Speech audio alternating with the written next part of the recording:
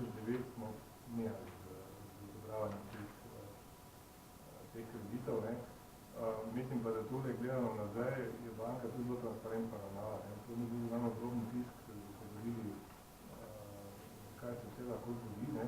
Mi pač mislimo, da pravno podlago imamo, ne, da vidite razumemo, kaj se je stranki zgodilo, ne, da neki obrok se da povečal. Ne. Ampak da smo tu res preobrazno ravnali od leta 2009 do danes večkrat ponudili, ne trikrat sigurno, ne, da stranke lahko konvertirajo te kredite v evre. In tega pač žal takrat niso izkoristili.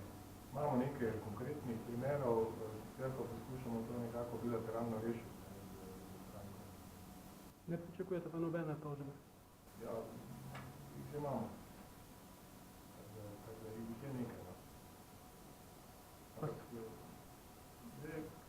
Prej sem sicer rekel, da nimam namena govoriti o drugih bankah. To so različne prakse. Banka Šparkas je zelo takrat sledila nekemu trendu, ker so pa druge banke to ponujale in smo tudi se vključili v to, ampak je po količini to zanemarljivo. Mi imamo manj kot manj kot 30 milijonov imamo tega, za portfeljo 450 milijonov, 430.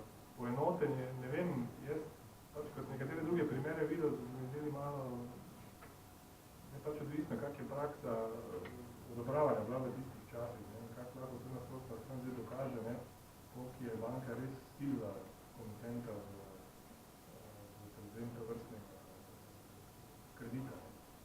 Zdaj, za Šparkas, jaz mislim, da tega ni bilo.